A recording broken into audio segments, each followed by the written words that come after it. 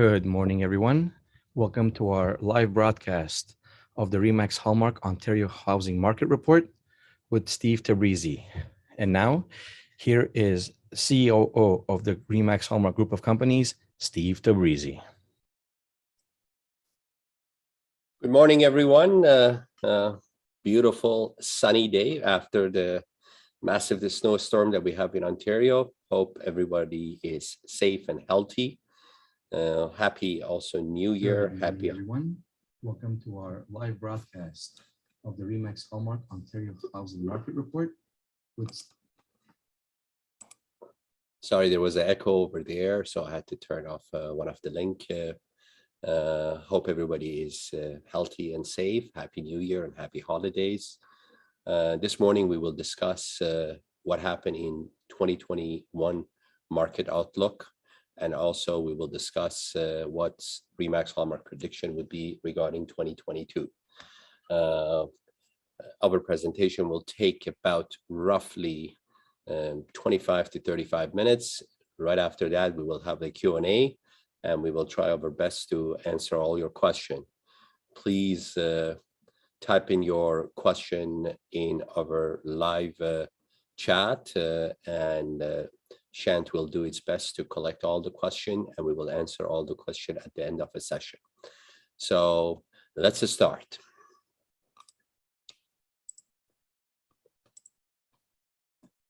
So in today's presentation, we will cover the 2021 market recap. We will also discuss the fastest growing buyer segment in Ontario and in Canada. We will discuss the impact of the inflation and the consequences that is worries the Bank of Canada and also major 5 banks. We will discuss the long outstanding issue of the supply. We will also would like to share with you what we feel about the demand problem in the current market. We will share what we think should be the fix for the situation that we have in our market, and we will share also the 2022 outlook market in Ontario and also Canada. So 2021 market recap, what happened? So of course, we talked last year about the stimulus packages, immigration policies, low interest rate, untouched employment sector that most people, their job because of the stimulus packages was saved. But what happened in 2021 that our market completely outperformed any historical time period that we've been in this industry. So the continuation, of course, monetary stimulus packages till October of this last year by the federal and provincial government. Of course, pent-up demand, built up the pent-up demand primarily due to the stimulus packages which saved everybody's job and also increase of the household saving. But one of the main important factor was recovery of the economic growth due to the vaccination rate. Both federal and provincial government, they did not expect it that the economy performed the way it has performed during the 2021. Primarily right after the start and the vaccination that started in Canada, sometimes in February and March of the last year. Huge appetite of the demand for goods and services caused the growth of the economy beyond the expectation of all the economists. And the vaccination gave the peace of mind and a confidence into consumers that we are really dealing with the pandemic, and everybody was hoping that hopefully by the end of the 2021, particularly Canada, sitting among the highest vaccination rate of the G7 country. Currently, as of today, we probably in Ontario, we are sitting at about a 91% fully vaccinated and another few points of the single vaccinated. And of course, Bank of Mom and Dad, this year CIBC came up with a beautiful report that measure how much Bank of Mom and Dad was important and impacting the first-time buyer. According to CIBC report, average in Ontario, mom and dad, they assisted their children anywhere between about $130,000 to $180,000. Accumulatively in Canada, it was close to over about $8 billion, which was lent by mom and dad to their children in order to their dream of the home ownership be fulfilled. So a lot of us, we criticize federal government and provincial government regarding their COVID policies. Many people, they think we should loosen up the COVID policies more than it is as of today. But I'm happy and pleased to share with you that Canada's balanced COVID policies, although many people are not happy, but comparing to many countries, we actually have a very liberal COVID policies. You can see on this chart the performance in every market, in every countries in terms of growth in economic cycle due to the perhaps balanced COVID policies, and primarily in US and Canada and United Kingdom has caused that their economic engine outperform other countries. If you take a look at the Australia, Singapore, and Hong Kong, because they do have a zero COVID policies and they were shut down for a longer period of the time, and they actually caused that their economic engine restart quite later than any other country such as Canada. So overall, Canada among the G7 and G20 countries has done a great job in terms of balancing the COVID policies and understanding how they can reopen the economy and making sure that all the business sectors survive. So Canadian employment did an outstanding, the latest report that came out is basically out of the 100% labor force, in Canada, there are about 6.6 million people are employed. 23% of them are working from home still. Core age of the men and women between 25 to 54, their employment increased by almost 2.5%. All the measures are compared to the February of the 2020, which is basically the beginning of the pandemic or pre-pandemic. And two provinces that really outperform compared to the other provinces were Ontario and Saskatchewan. And we saw also declined in employment in Newfoundland and Labrador. Unemployment rate Canada-wide, right now it's sitting at about 5.9%, slightly higher than pre-pandemic. Pre-pandemic was about 5.5%. And currently that difference between the pre-pandemic and current unemployment rate is due to the hospitality. In Ontario, the unemployment rate is sitting slightly above the national rate. It's about 6%. And you need to consider that almost 2.5 million of the 6.6 million jobs in Canada are in Ontario. So very interestingly, both private and public sector, they outperform. And if you can take a look at this graph, the self-employed sector has been flatlined and is actually maybe in decline. And the reason behind it is most of the self-employment are hospitality, retail, which unfortunately, due to the policies of the COVID, they didn't have the continuity of their business and they had to open and close. And with recent Omicron infection and variant, a lot of companies, including private and public and self-employed, they are impacted by having a lack of employee to be able to perform on a consistent basis. As you know, with the Omicron variant, if you're infected, you need to really quarantine for 5 days. And these 5 days have really unbalanced the cycle of the employment and has created wages inflation in our economy. So Ontario unemployment snapshot, 7.7 million are employed out of the 15 million in Ontario. 82% are in full-time job, and unemployed, as we discussed, is about 6%. Ontario real estate buyers. This is a very interesting phenomenon that we discovered during the 2021. Of course, 42 to 45% of our segment of the buyers are the first-time buyers. And then we have about 20% of our market. It's been basically, we call it the multi-property owners, the people who basically either upgrading or downgrading, and they were basically, it wasn't their first rodeo. But one of the really important factor on this graph was investors. And you can see investor graph, which is the orange graph, the multi-property owners, is growing on a steady basis. And this group currently represent about 24 or 25% of the Canadian market. And almost last year in GTA, which is the biggest market in Canada, and Toronto Real Estate Board represented about 121,000 transactions. The investor group represented almost about 9.2%. 5 years ago, this group was representing only 3% of the market. So this is the very significant job in growing of this segment, which demonstrate as why this group is really growing and investing in the real estate market. We will discuss as why this group is growing and what happened to this group pre-pandemic and after pandemic.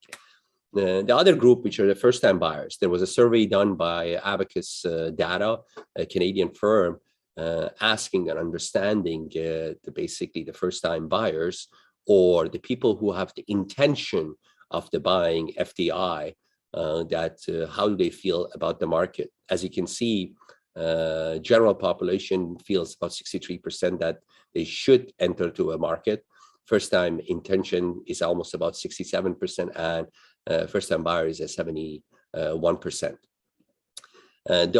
This segment of the first-time buyer between 2015 and 19 dropped, and one of the reasons prior to pandemic, this group dropped because they were quite frustrated with the growth of the prices, and perhaps because of the higher interest rate, they could not enter the market. Right after the pandemic, due to the massive cut in the interest rate, this group realized is the best opportunity for them to enter the market. And as you can see, from the peak of the 11% and dropping to sometimes prior to the pandemic of the 5%, we have a steady growth of the increase of the first-time buyer in the market, which currently hold the biggest segment of the buyer in any market in Canada and in Ontario. And as you can see, based on the growth of the prices, the down payment that this group also providing due to the assistance of the bank of the mom and dad and various reasons is sitting at almost 20% of the purchase price. So fastest growing of the buyer segment. Investor owns 34.7% of the homes built after 2016. This is a shocking number to everyone. Investor owned almost 21% of the total housing stock in 2020. This is Canada-wide. 1 in 5 homes are investor owned and 1 in 3 in new homes are investor group. So 9.2% of the condos owned by the non-residence homeowner in 2020 in Ontario, which is a massive number. A lot of people are wondering what happened to this group. Prior to pandemic, this group were a very small group. They were referring to them as a foreign investor. They were referring to them as a speculative investor. They were referring to them as a flipper investor and variety of the names. What happened, the outperformance of the real estate market compared to the stock market, which is basically has a annual ROI of the almost 20%, convinced the majority of these group to increase their investment. Also, it caused the average Canadian that they had one home and they had a good equity and huge appreciation of the value of their home to basically take advantage and leverage the equity that they built in their home and invest in real estate. The general population notion is at the moment, real estate is a great investment. And a lot of people are also assisting their children to buy the first home, or they are buying the secondary home and renting it to their children.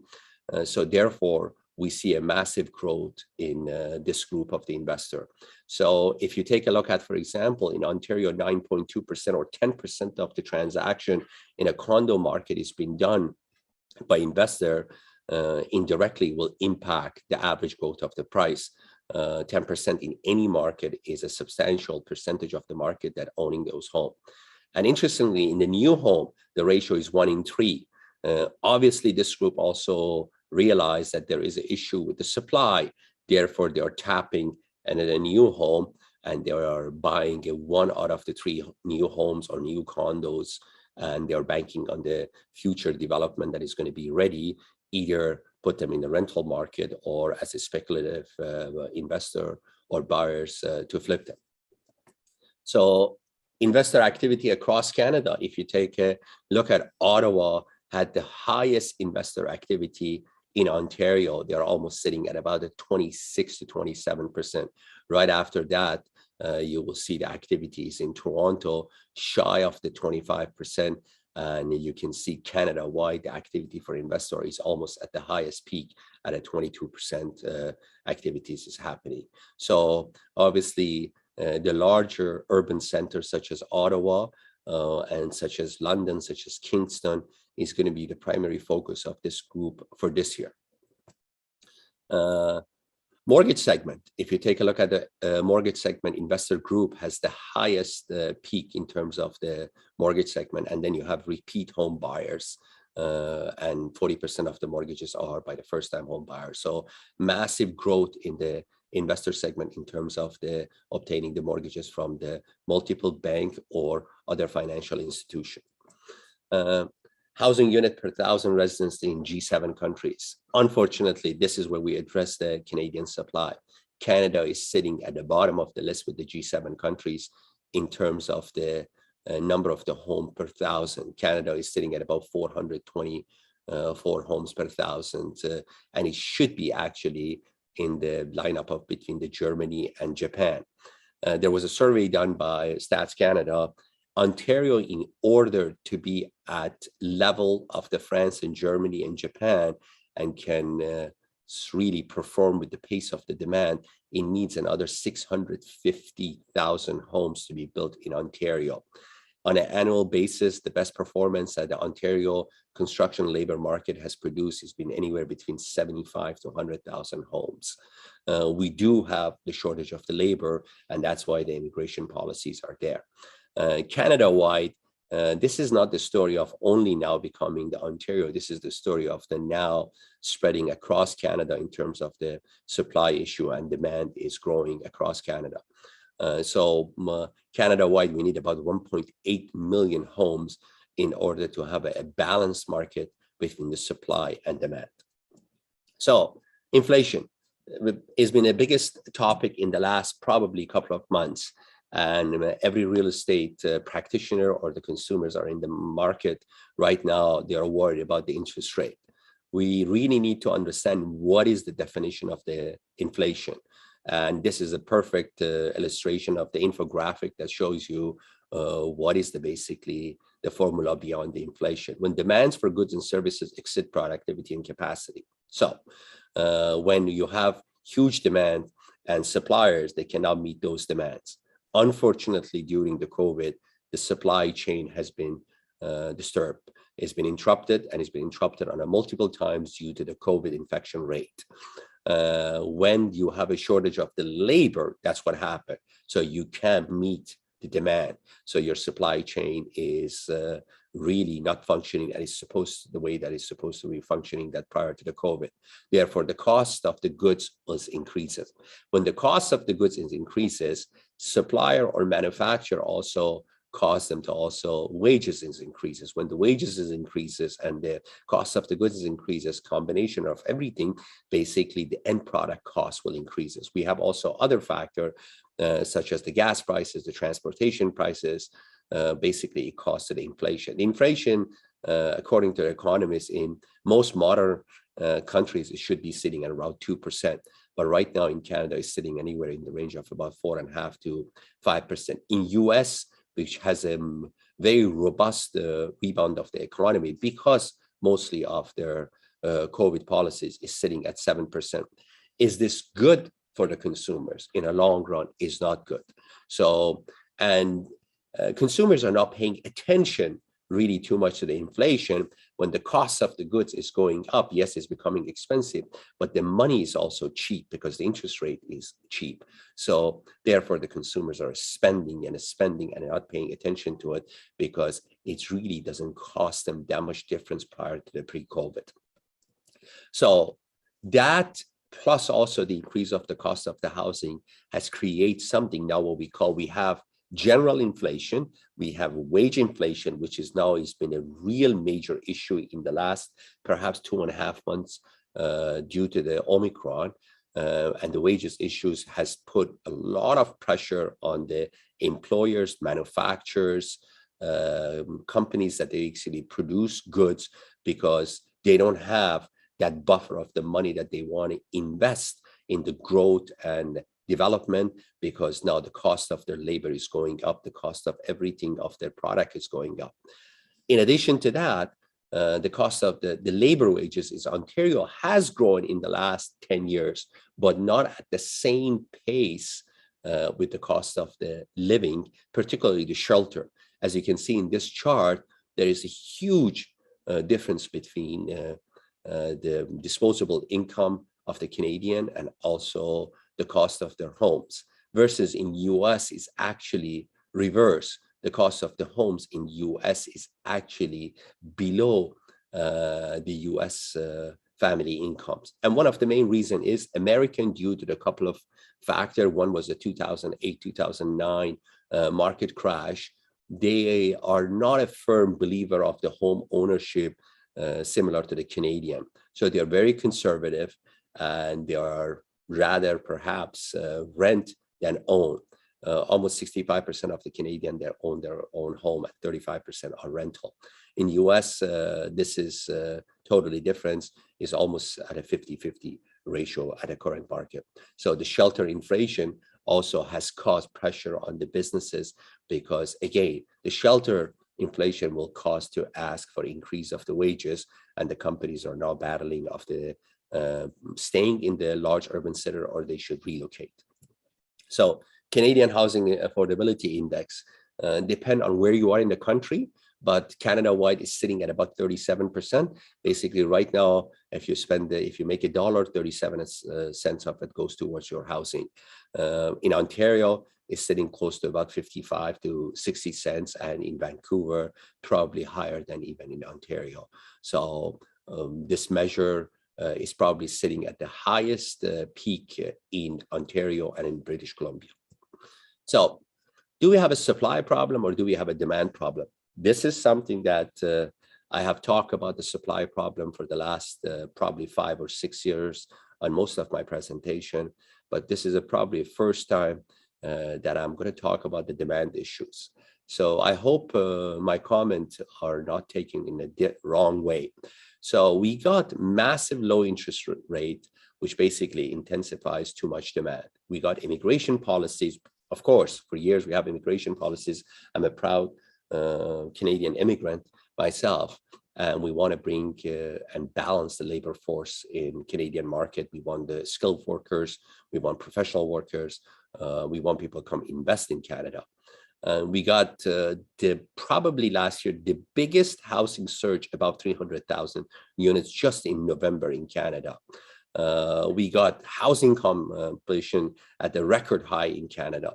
Listing also across Ontario and across Canada last year, although maybe everybody thinks we have a shortage of the supplies, was at the highest rate ever. So, but all the other factor is really intensifying that the new demands are added into the market. So what should be the policies? Do we have really a supply problem? Yes, we do have a supply problem, but we all know that the supply problem cannot be resolved immediately. The supply problem is probably at the moment, if we need to have a national housing program, meaning that all the three major parties, conservative, liberal, and NDPs, they have to separate the housing plan and a transit plan across Ontario and across Canada completely from the election platform. There is a discussion that the three parties are in talk, particularly in Ontario, and they want to create a housing plan, 25 years housing plan, irrelevant of who's in the office, and to make sure that we will grow on the housing sustainability over the next 25 years. But there is a problem here. The problem is the policies of the federal government versus the provincial government. We are bringing immigrants. So am I opposed bringing the further immigration or immigrants? Absolutely not. But perhaps we need to bring immigrant and spread the number of the immigrant to the provinces that they can deal with this supply with this demand issue. Otherwise, out of the 427,000 immigrants that now is being ramped up on the 3 years program, which was announced about a year and a half ago, coming to Canada, and the Canadian immigration is proud in the last 6 months, they are processing almost 40 to 50,000 applicants or approval per month. If almost 40% of them come to Canada, to Ontario, we will never ever going to solve the problem of the supply and demand. So therefore, I do believe right now we need to also control the demand. And one of the biggest control part of the demand is basically the newcomers that they are coming to Ontario. Otherwise, because of the lack of the planning of the 25 years and mismanagement of the planning for the last 25 years. And we can talk about all the development charges, we can talk about the city issues, we can talk about the red tape, but we have learned in the last 5 to 10 years, those problems are the long-term problems, and hopefully they can come with a national housing plan. But in the short term, one thing that can be done and can be controlled is the policy revisit of the immigration policies. And that's where I think the demand issues can be controlled. So affordable housing is a top issue in the country. And as you can see, 67% of the Ontarian, they are really worried about the younger generation, their children, the next generation, and how this province can be affordable. If you take a look at the British Columbia, it's sitting at 80%. Interestingly, up to prior to pre-pandemic, it was basically only Ontario and BC. But if you take a look at right now across the country, you will see that issue does exist everywhere. Even in Quebec now, it's almost 50% of the people are worried about the affordability of the housing and the future of the housing. So 7 in 10 feel that the housing affordability should be higher priority for Ontario government. That's going to be the #1 priority for this election, provincial election coming in June. And that's where you probably will see a set of announcements of the policies, because as you know, most of the politicians basically take advantage of the concern of the voters, and hopefully they will introduce policies that will benefit everybody. Sometimes they will also introduce the policies that is not going to be beneficial for creating a balanced market or creating a balance of the supply and demand. So what happened in 2021?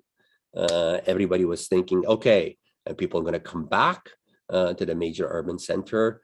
So basically urban versus suburb or rural area, what's happening? So mass exodus of the people, now even the younger generation going outside of the Toronto, Montreal, and Vancouver.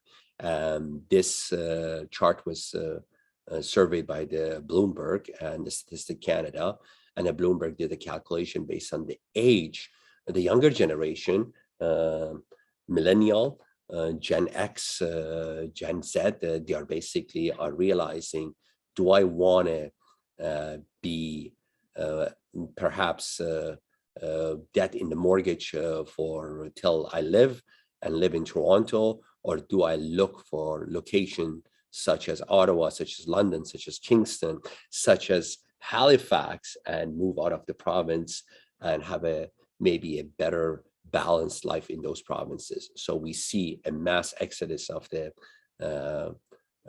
families from the large urban centers such as Toronto, Vancouver, and Montreal. So very interestingly, what's happening, where the population is growing.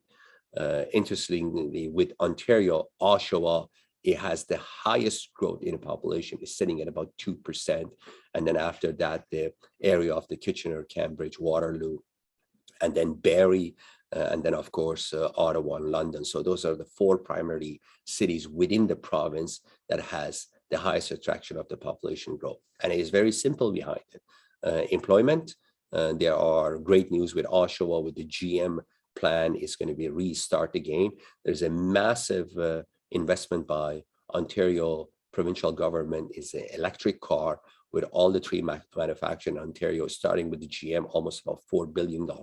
So there will be a sustainability of the job in Oshawa. And Oshawa, among the 4 major cities in Durham, really was underperforming.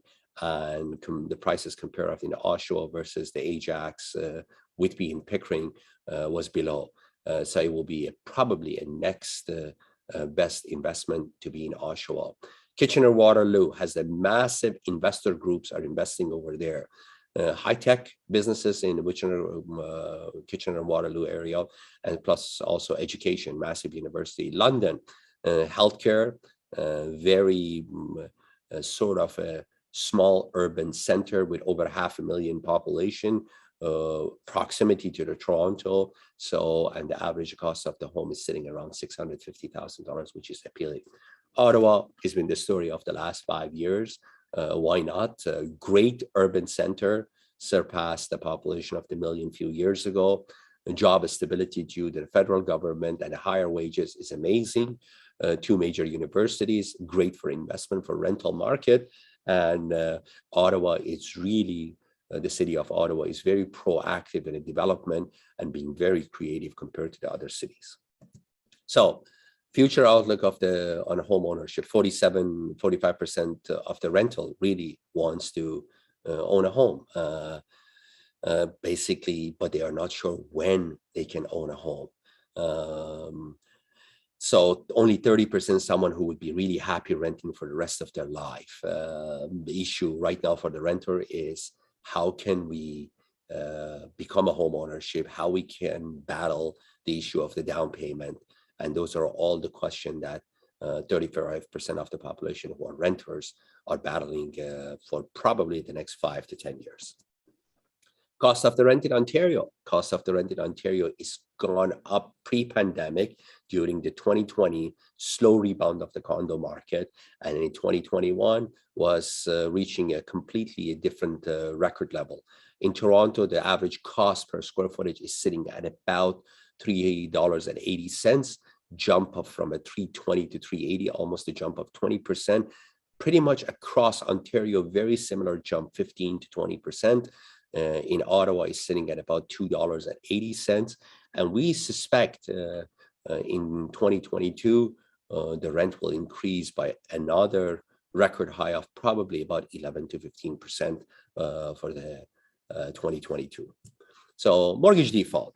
A lot of people are very concerned what happened at the rate of the people are borrowing. Association Bank of Canada, they basically released this chart. And as you can see in Ontario, out of the 2.2 million mortgages in 2021, up to the 31st of October of the 2021, there was only about 1,456 default mortgages. This is the Bank Association report. There are other lending institutions. Total is not about 5 million mortgages in Canada. There are all about over 6.5 million mortgages in Canada because we got other player, other lender in the industry. But overall, the rate of the default is quite low in Canada. And one of the reasons we should give it a credit back in 2017 with the Fair Housing Act and a stress test, more likely, they're approving people at a 2% higher level of the current bank rate of the mortgage rate. So there is a nice buffer, nice cushion if the rates are increasing. So consumers, they will not default in their mortgages. And of course, employment because of the stimulus packages has been really doing good. So Ontarian, what they think about the housing market, 55%, they think in 2022 will rise by 10% or more.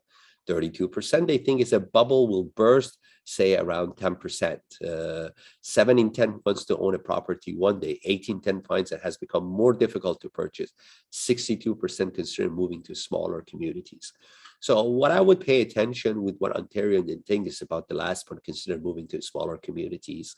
And of course, 8 in 10 that they think is becoming very difficult to own. 32% that they think the market is the bubble will burst. What's the definition of the bubble that will burst? So we'll talk about it at the end of this presentation.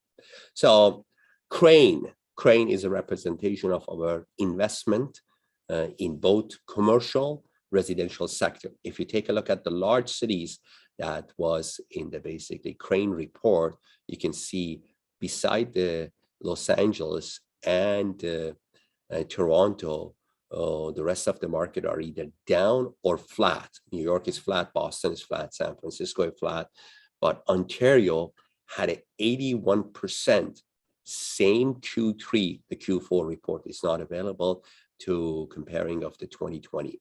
81% increase in the number of crane. And I'm sure you realize that Remax Hallmark heavily is involved in pre-construction development and division, and our pre-construction division had a massive success in 2021. So that's another representation of that 25% of the investor sector that they are really investing heavily in the pre-construction, plus also the first-time buyer that they really want to stay with the large urban center. They see the only segment of the entry to the market at the moment is the basically low density product, which is either a townhouse or a condominium. A major developer, they are solid, they are investing, they are building, but they are all facing the issue of the labor and the lack of the labor force, that's why no one talk about the immigration policies, because everybody is just basically pro the immigration policies that we should bring is still on an annual basis almost about 200,000 people to Ontario, but we are really not thinking about that 200,000 individual that comes to Ontario. If average family is 3 people, that's another 70,000 homes that we need to provide for them. Even if half of them or 70% of them and the initial first 3 years take a rental market, so that rental market need to be refilled. That's why the 81% increase in the crane activity is not surprisingly, which is there is a huge demand in our market. Ontario GDP. So we talked about this a few years ago. We said we were a country that we were heavily focused on energy and natural resources. The big portion of our GDP was always in that segment of the industry. As of December of the 2021, 24% of our market and our GDP growth in Ontario is sitting on the real estate rental and leasing. But that's only one segment. There are 2 other segments that are basically work very closely with the real estate market and rental and leasing. One is a finance and insurance, which is the pink chart. That's sitting at about another 11 to 12%. And then you have another sector, which is construction, which is the green section.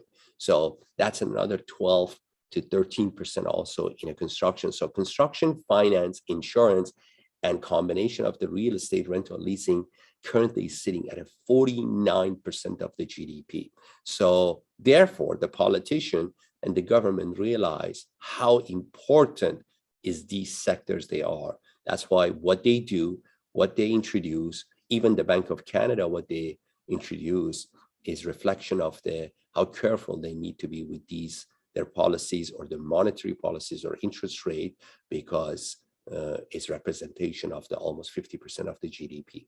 And you have to realize that Ontario literally represents half of the Canada. Ontario literally represents almost 60% of the economy of the Canada because of the size of the province and the density of the province. 37 million people in Canada, almost 16 million of them are in Ontario. So top 5 Ontario cities, surprisingly, or maybe not surprised, London is sitting number 1.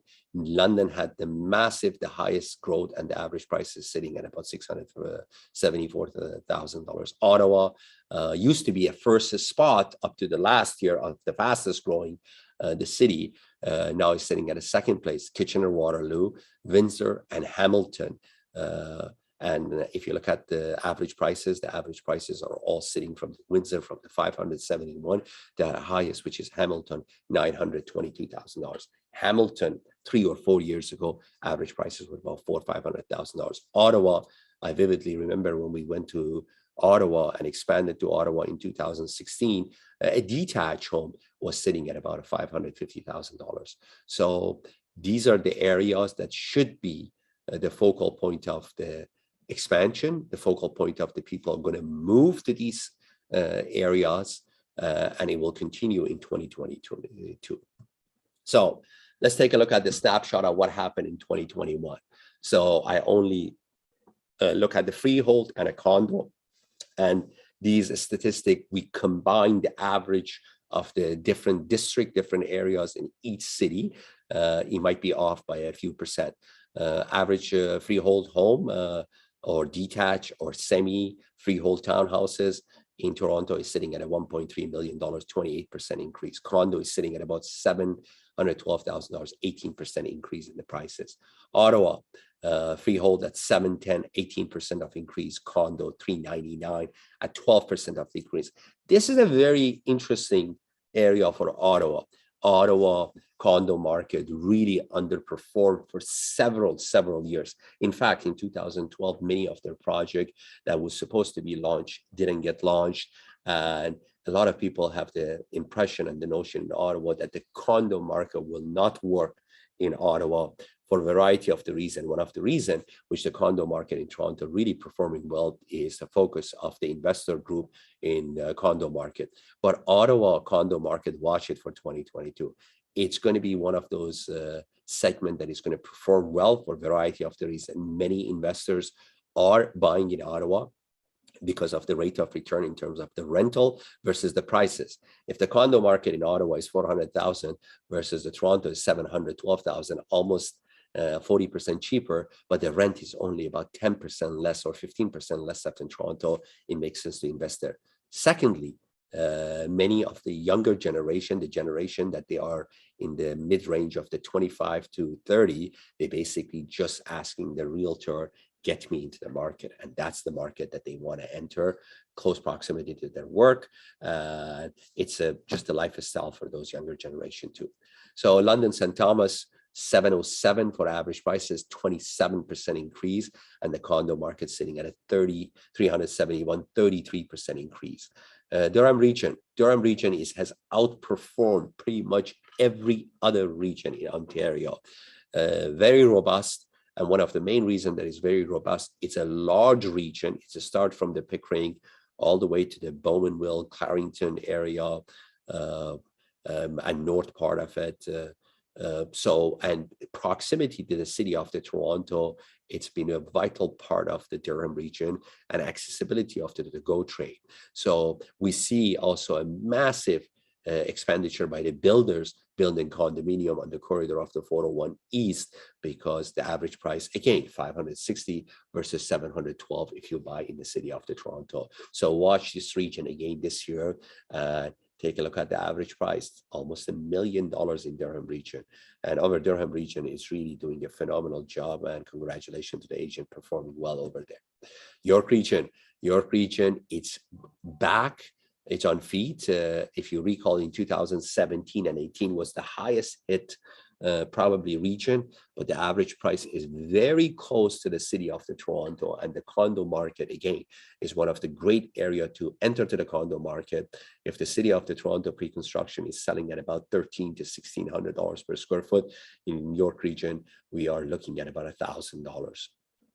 Heavy density around the Jane and Highway 7 because accessibility to the subway, and now with the approval of the Yonge sub extension going to the Yonge and Highway 7, massive development plan on the Rutherford area in Yonge and Highway 7 that is going to be probably at least about 30 to 40 towers, as high as about almost 80 stories are the York region is allowing to be built over there. Simcoe County, another area that is really, as we take a look at where people are moving to Ottawa, London, Barrie, and is performing quite well. And the average price is sitting now at $790,000. Massive development of the waterfront of the condominium in Barrie, and a double-digit growth in the condo market.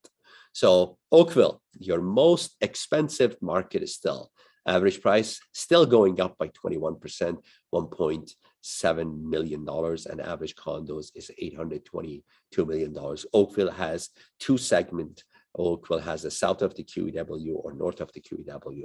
North of QEW around the Dundas and Trafalgar Road is the massive development of the multi-builders. That was one of the reasons we expanded to Oakville. We noticed the Oakville, there's a huge appetite for consumers going there, and our agent, they seek that they want expansion in that area. And we are quite pleased with the opening of that office and the start of that office. So we see a tremendous opportunity still in the condo market. and in the probably even detached home market in that area, because many segments of the Brampton and Mississauga are moving to that area, and it still has a good proximity and access through the QW to the downtown Toronto for workforce.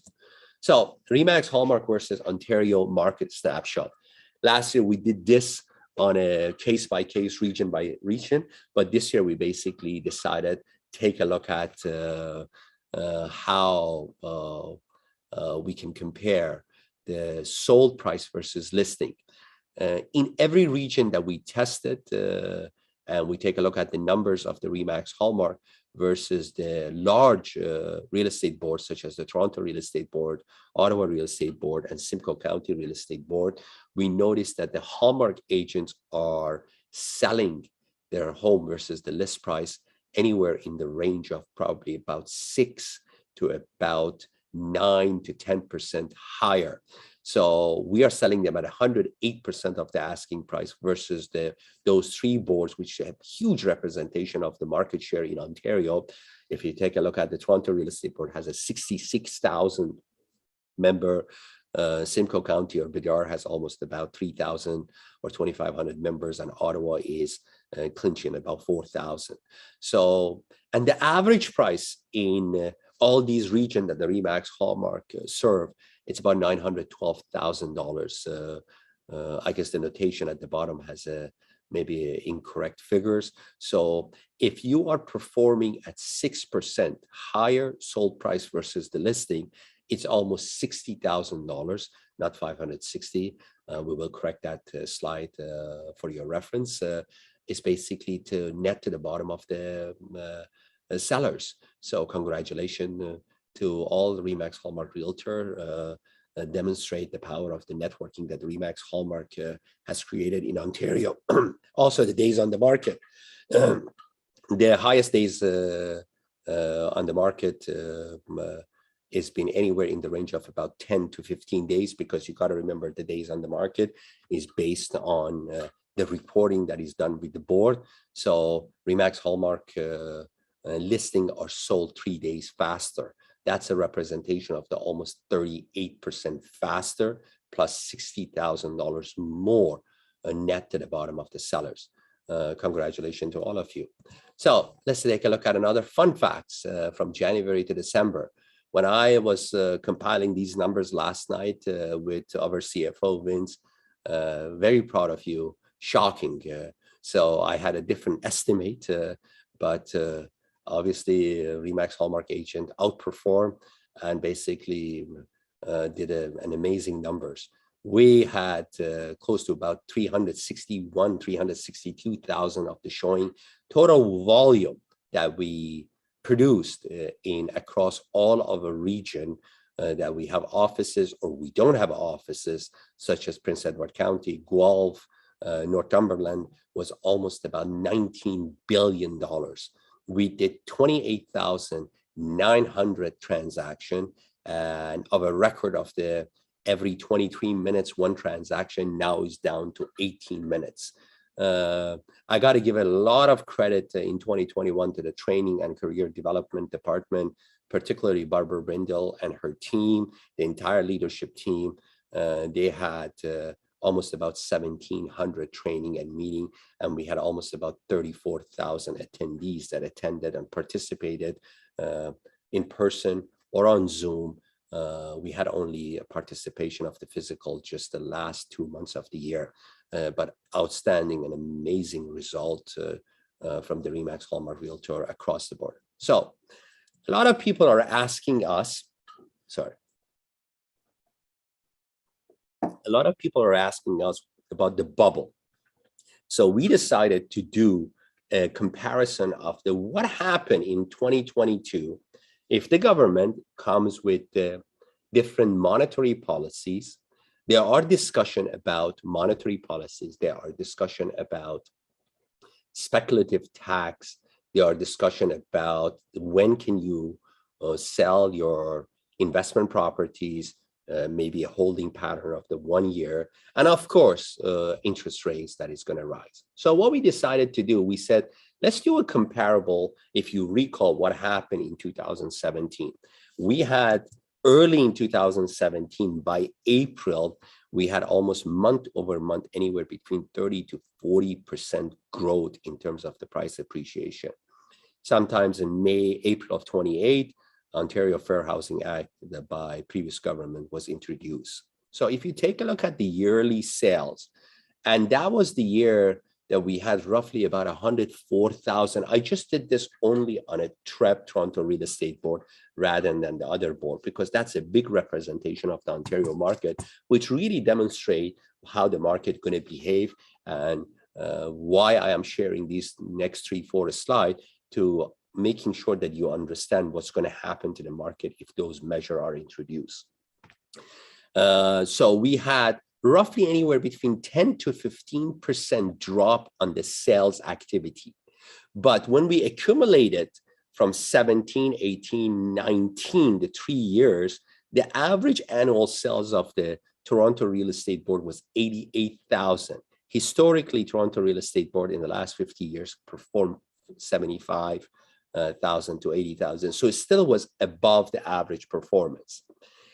So the sales, it was very obvious that the sales transaction dropped. So 2016 was the blue color. And if you can see 2017, you can see is the red color that you can see the sales activity dropped.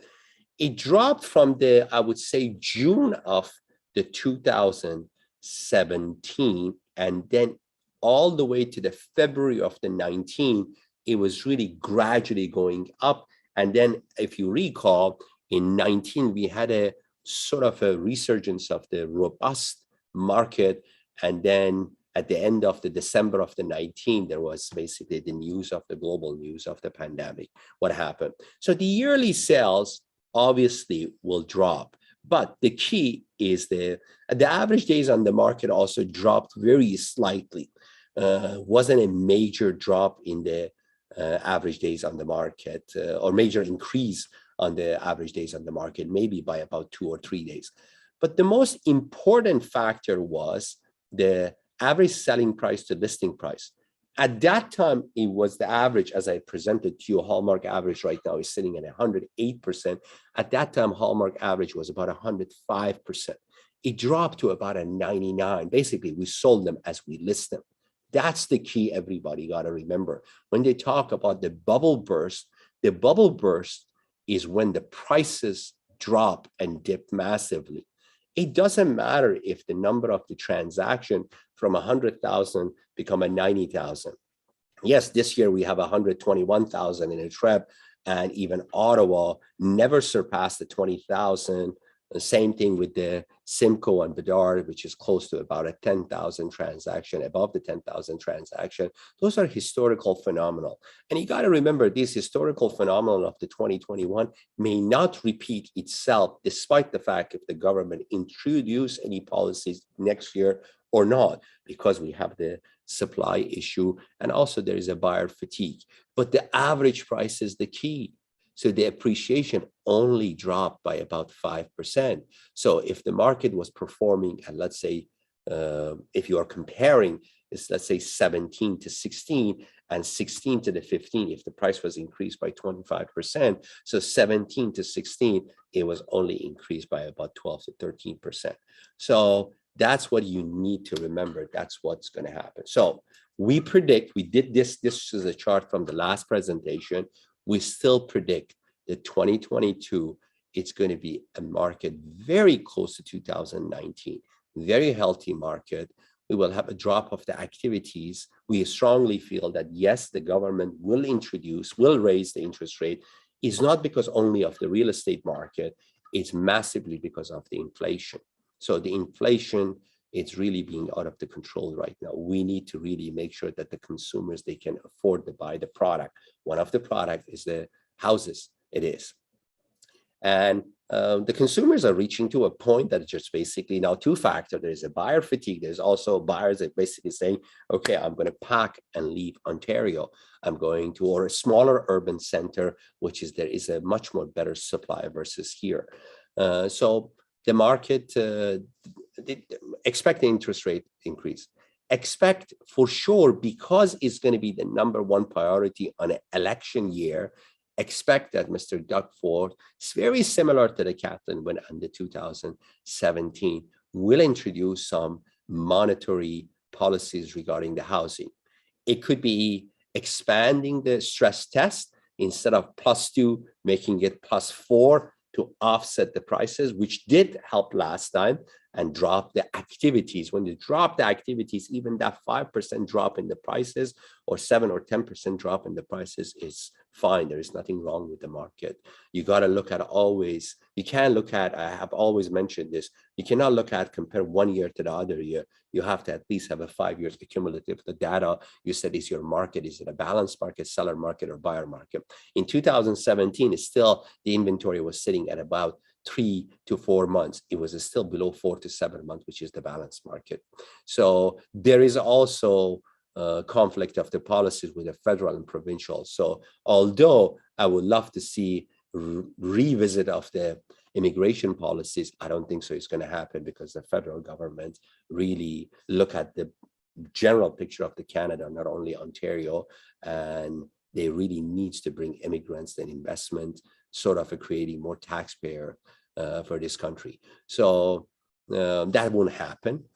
But there will be provincial policies for sure will happen. And then another segment of the provincial policies will be towards the speculative people, because right now we have a sufficient data that talks about anywhere between 10 to 24%, depending on what segment of the investor are there. So, and sometimes, although we are practitioner in this business, we have always mentioned and said to you, we feel some of these policies is good for a long run. We need a balanced market.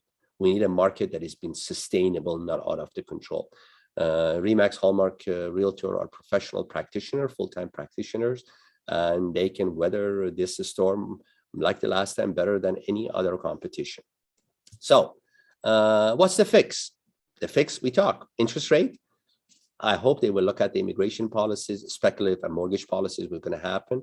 And you will see, because of the election, there will be some transit and housing policies will be announced by Mr. Ford. The election is in June.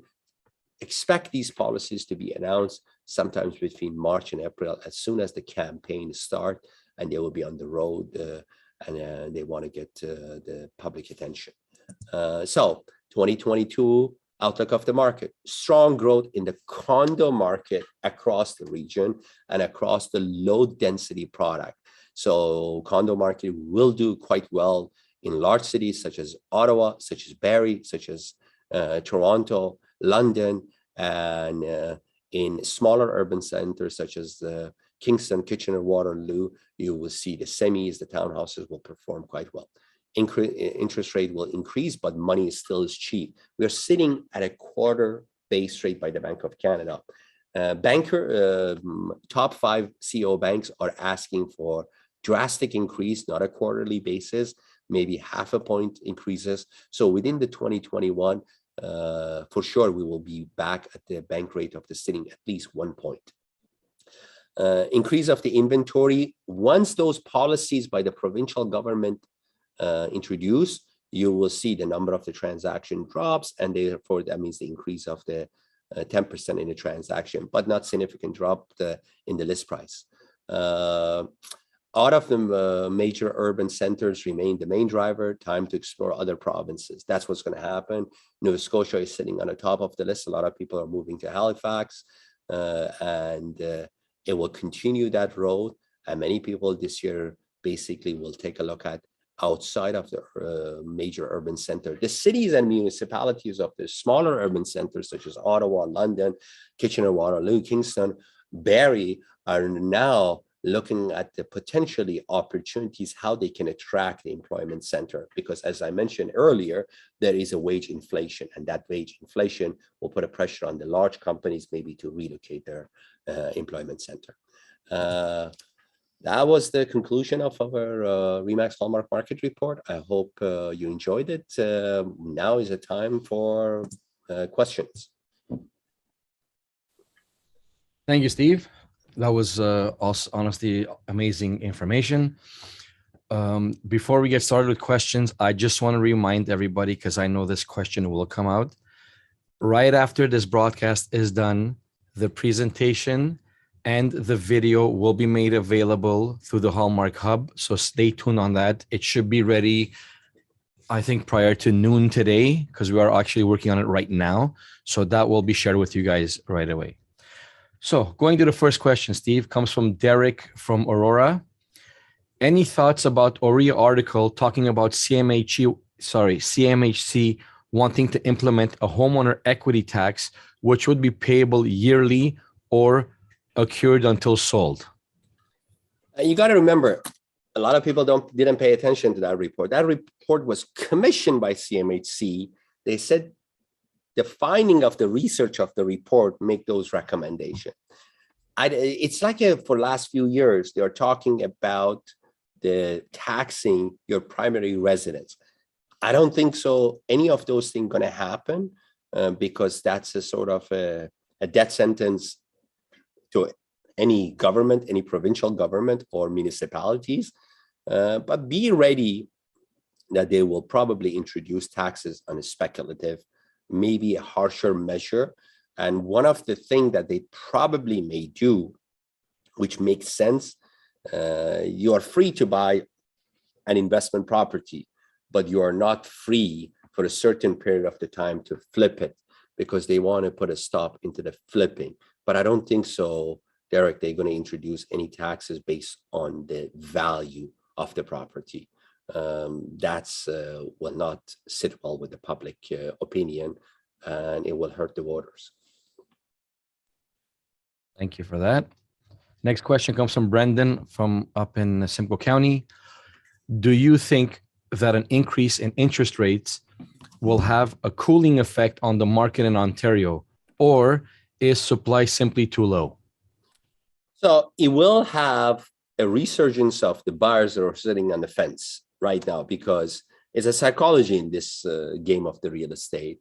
Not everybody is like us, really in trenches with the market and understand what happened, particularly some of our practitioners that they've been in the market for a long time and they have seen this pattern before. So as soon as the interest rates goes up, people who are sitting on the fence may actually jump in faster and reduce the requirement of their option, or maybe ask you, okay, I can't find a property in Barrie, maybe go a little bit further north or further, whatever, east or west. The increase, because it gradually, Brendan, it will not slow down the market, because you will have for the first 3-4 months a massive push of those buyers sitting on the fence. And then you will, unless the increase in the interest rate is massive, I'm talking about 1 or 2% within the 6 months, which I don't think so is going to happen, because interest rate is not only tied to the real estate industry.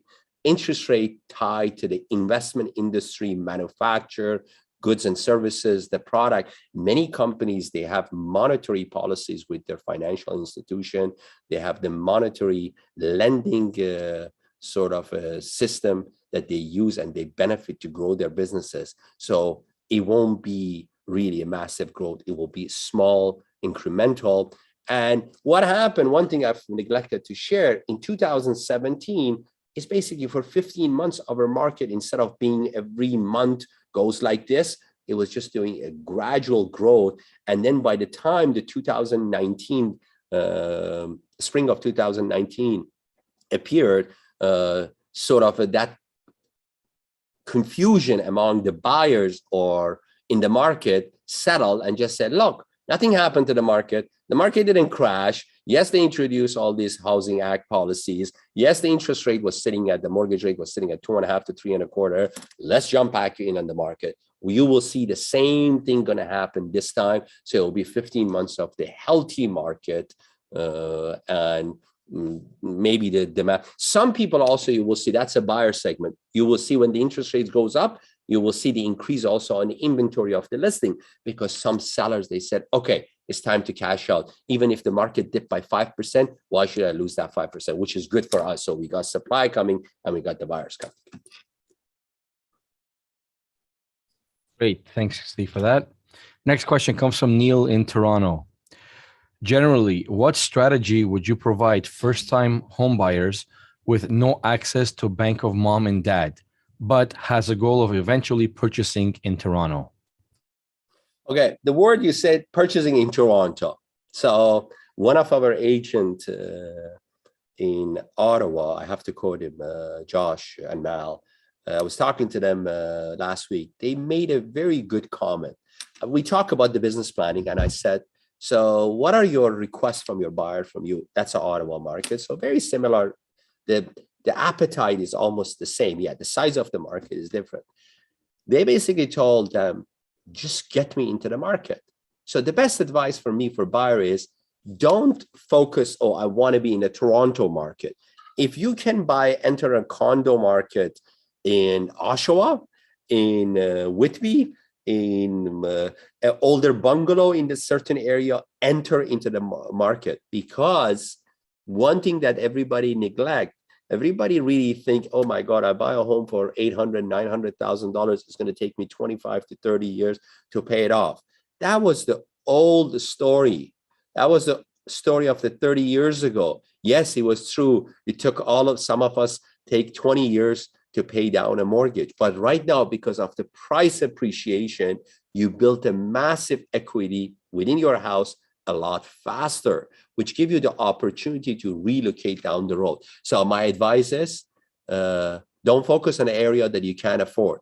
Focus on one factor. How can you enter the market? This is not going to be your first home and your last home. This is going to be your entry level, and then you can always change. So it's like how you buy a car. You don't buy a car for a lifetime. You change the car probably about 3-4 times during your life, or maybe every 3 or 5 years you change the car. All right. Next question comes from Adam from Simcoe County. Seems like we are going to see rate increases and possibly policy changes this year to try to slow demand. What sort of changes do you feel we are most probable to see this year from BOC and or feds? Monetary policies comes from the Bank of Canada and feds. The Minister of the Housing, the Federal Minister of Housing, is now demanding for also auction style homes. And there is a huge discussion in the market, can't be done. It's against the regulation, disclosure, transparency, all the kind of the politics around any policy we see. Frankly, you know what? I think as a realtor, we should have an option when we go in front of our consumers and we educate them. Mr. Seller, you got an option of it. This is the way we've been doing it. And historically and statistically, it shows that we get the highest price. Now the federal government wants open auction policy. You have that option, but your end result might not be as high rich as what we are doing it typically. One thing I can tell you, all the policy of the open auction that we have researched, the most important one, which is in Australia, ultimately the seller makes the final call. Even in auction, it's called reserved auction. Reserved, that means the seller says, I'm going to reserve the rights if I want to accept this high price or not. If I want it, I accept it. If I not go. So the federal government will push in that. And the reason behind it, why they are pushing on that, because they do believe in the open auction. So everybody understand where the prices is going. 1 or 2 or 3 out of the 10 bidders will not go out of the equation. But the sellers are also smart. They want those 1 or 2 or 3 emotional or rich bidder that pay them for higher value. So that's the 2 areas that the Bank of Canada and the Fed will introduce. The rest of them will be provincial policies in terms of the speculative tax, holding it, in terms of the maybe expanding on a stress test. That comes from the provincial level. So be prepared that the federal is pushing that and provincial will push on that. Although Mr. Trudeau, during his election, talked about the open bidding, but he won the election. And it seems it's an old news. It hasn't come out. But I wouldn't run away from it. I would just simply consider it as an option to the seller. And the seller ultimately got to make a decision.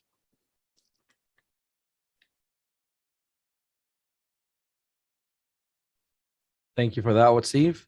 Next question comes from Terry in Ottawa. The graph of price of homes and wages has widened by a huge amount. Does this concern you? Of course it does concern you, but you got to remember, the wages have also gone up during the pandemic more than any time.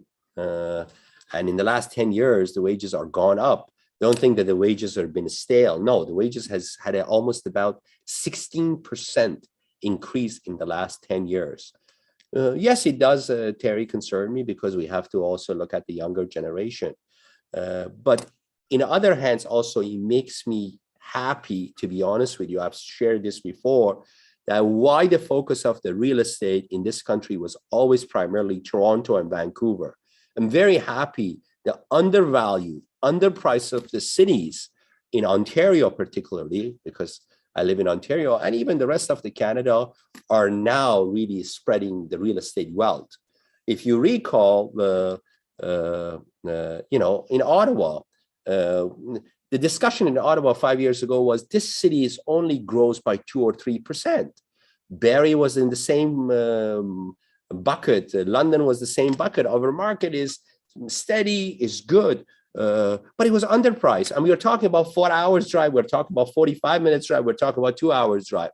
Was it fair? No.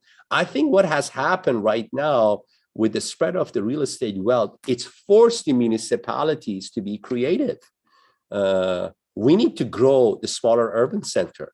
Toronto, yes, I've said this, and some people didn't like my comment a few years ago, and I would repeat it again. Toronto is becoming New York. Can everybody live in New York? No.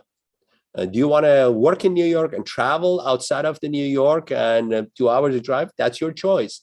But you will see if the smaller municipalities and the mayors and city council are smart, they should start attracting businesses to be in those centers. And the voters like us living and residing in those areas, we should demand that. The best sample in North America is Dallas. Dallas for years was focused on energy sector, gas and oil. And the last governor basically says, how can I match the same income of the gas and oil with the attracting the businesses? And what they did, it became the hub and the center of the head offices of the most major head offices in the United States. North Carolina did the same thing. Does Ontario has the same ability to do that? Yes. And we have seen it now in a recent year in Ottawa expansion of the Amazon, in Brampton expansion of the Amazon. We see now a lot of businesses are moving to Barrie because eventually every business owner or every business entity got to have employers. And if they see the pool of the talents based on the affordability of the end cost of their product ending into the consumers lives outside of the Toronto, they will not have no choices to relocate. And I hope those small cities be smart to attract them. So yes, bothers me for the Toronto, but overall, it doesn't bother me at all. Next question comes from Cameron in Toronto. Why do you forecast condos to have strong growth in 2022 when first-time home buyers, especially those without other assets, are the most interest rate sensitive group of buyers? The first-time buyer, they want to enter to the market. So where can you enter to the market? It's the condo market. Yes, they are sensitive, the first-time buyer, but what's the notion of the first-time buyer they want? They want own a real estate asset. That's why one of the question earlier was, what's your best advice for them? Yes, I would love to have as a first-time buyer a double car garage, a detached home, but I can't afford it because my job is, let's say, is in Pickering. And now a detached home in Pickering is $1 million, but I can buy a condo in Pickering for $650,000 or $700,000. It has to be a new condo or pre-construction? No, it could be a resale condo. So my comment about the condo market, every time a sector of the market become very expensive, so consumers are looking at other asset and other portfolio. What other asset and portfolio we have? We have condo townhouse, we have the freehold townhouse, we have semi, we have detached. And we have the option of the moving away, but still look at all those 5 segments in our market. So the first-time buyer, if they don't have the assistance of the mom and dad, that's the area they should enter. But the key they got to remember, this is not their first and last home. This is just entering into the market and building the appreciation.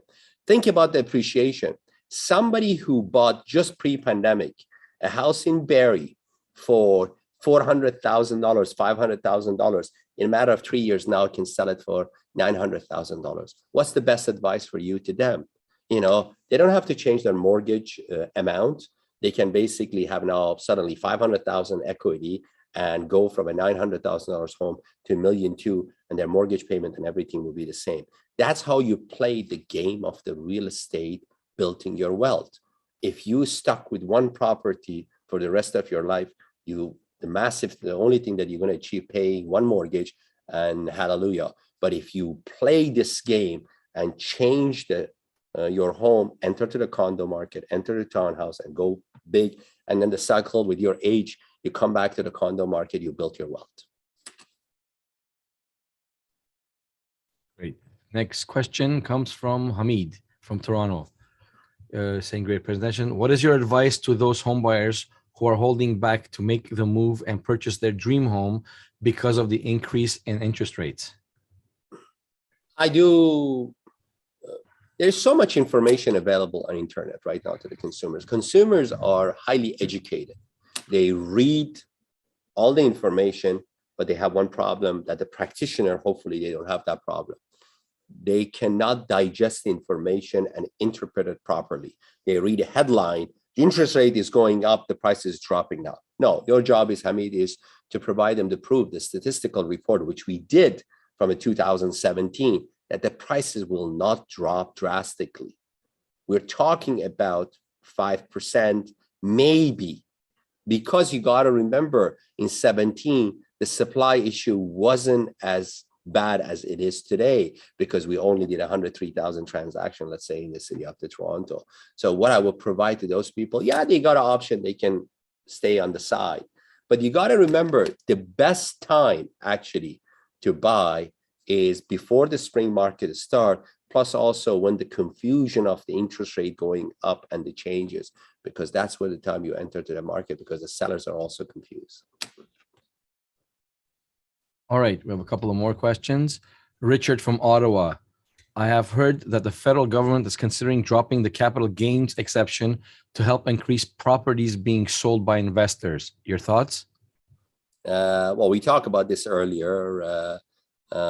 Investors, I don't think so they do that, because right now they are realizing that they have an issue with the investor group, and is no longer the label 3 years ago was, oh, these are foreigners, these are outside of the Canada, these are the non-residents Canadian that they live abroad, they work abroad, but their families are living in Canada. So that was the sort of the label 2-3 years ago. But that segment still have that part of the segment, but there are many actually Canadian who live and reside in Canada. They have elected to enter into the investor market. I don't think so for a voting reason and political reason, they will do that. But you never know. I may add also to that, you got to remember, you can introduce a lot of these policies, but demand still is coming.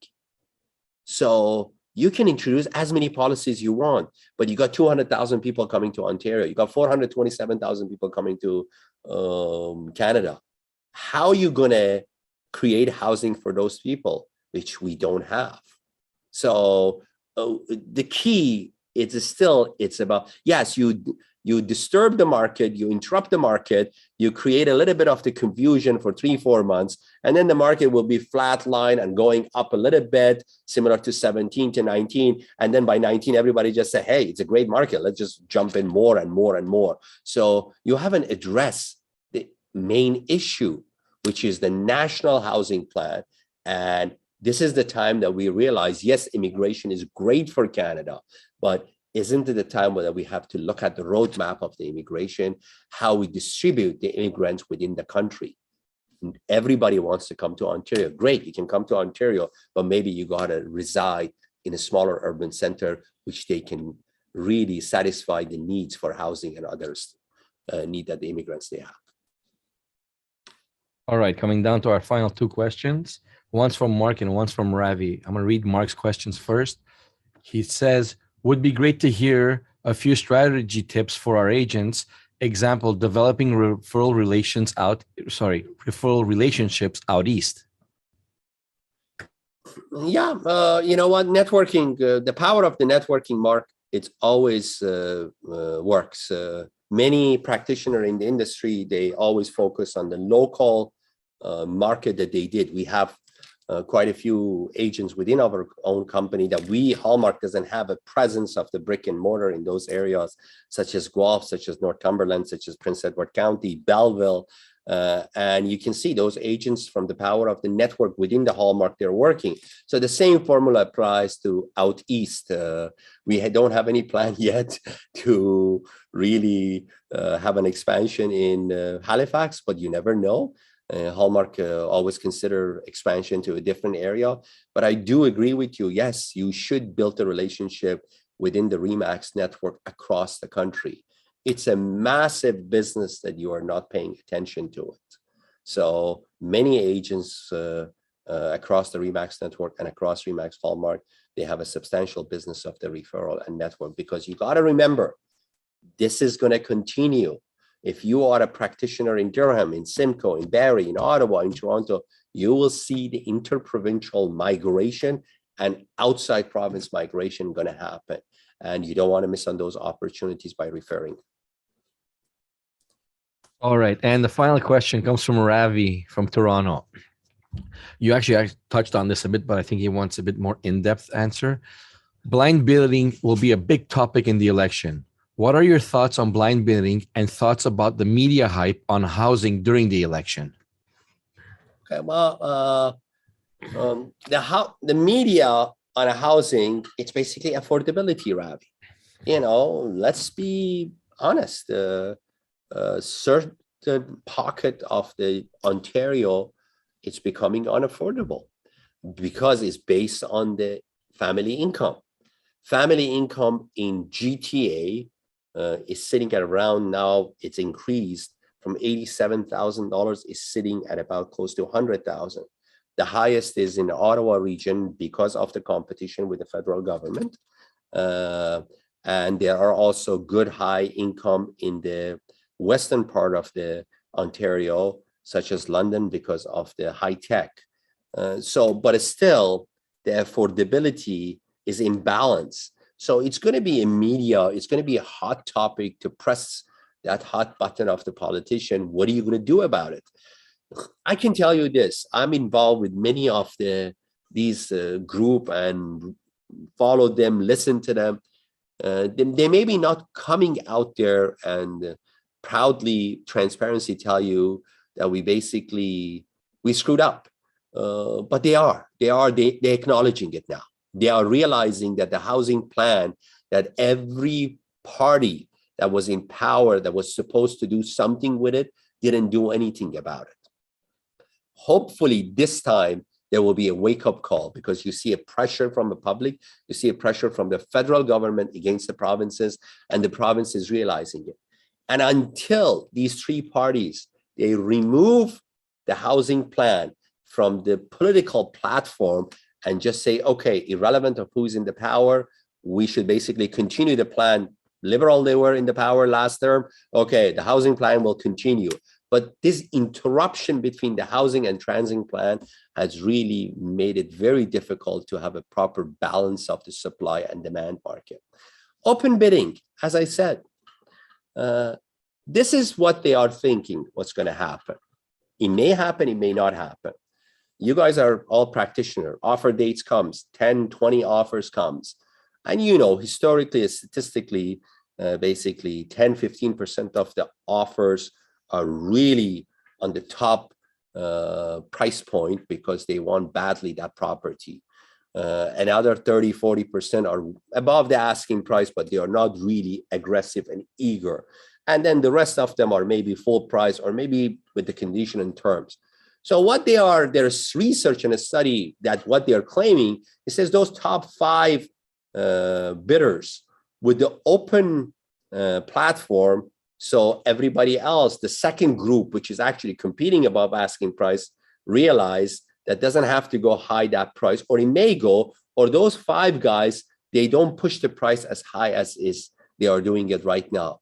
It could be true, but it could be wrong, because if we have no option in terms of the supply, if there is an open auction right now tonight, let's say in Beaches, and we know there's only 3 properties, but we know there's 300 buyers for it, do you think the open bidding versus closed bidding will solve the problem? Will not solve the problem. As a consumers, when I'm in an auction, the only time I don't push my price high, because I would know, okay, if my option A doesn't work, I go to my option B, and hopefully my option C will work. But again, as I said, ultimately, contract law is not about the federal government, provincial government, or even RICO. It's the rewrite of the contract law and the right of consumers we are talking here. Sellers is going to say, yeah, Ravi, you can have an open bidding as much as you want. Your industry is regulated. You've got to have open bidding. Great. But I want this price. End of discussion. And I guarantee you somebody in that open bidding will pay them that price, because that's what they want, because they reserve the final acceptance. Even right now, you guys do a lot of great work for setting up this stage, getting the highest price for your sellers. But at the end of the night, many of you have faced that challenge. No, I changed my mind. I want this price. Okay, Steve. Thank you very much on behalf of everybody. I have a lot of messages here saying thank you, very informative, always great presentation. It was amazing. So I want to thank you for that. I want to remind everybody, we are working on getting the presentation ready to you. It will be available on the hub along with this live presentation video. It will take, I think, about an hour, depends on when YouTube finishes the rendering. It will be made available to you. So check on the Hallmark Hub. The button is already there. It's just not active yet. Once it is, we'll let you know via social media. Thank you all for joining us today, and I'll leave a final word for Steve. Thank you, Shand, as always, supporting me through doing this live stream. Yes, guys, everything will be ready for you on the post and everything. So we are at the mercy of sometimes the technology. So be patient. We will do also our booklet of the Hallmark report, hopefully by the end of the January. So stay tuned for that. And once again, congratulations on a massive success of the 2021 RE/MAX Hallmark Realtor. Take advantage of those stats in your listing presentation, your buyer presentation. 360,000 showing. We are the #1 market holder in Ontario. We are the #1 listing company in Ontario. And the stats and the numbers, they don't lie, guys. Your performance for the seller is 7% above the average. You're gaining them almost anywhere between $40,000 to $16,000. The lowest amount was $40,000, highest amount was $60,000, depending on your market. The bottom line of to your sellers, and you're selling their homes faster. So congratulations, and I look forward to another phenomenal 2022. And don't worry about the change of the market. We are professional practitioners. We will weather this storm. Same as we did during the COVID, and same as we did in 2008 and 9. Thank you very much. Have a wonderful day.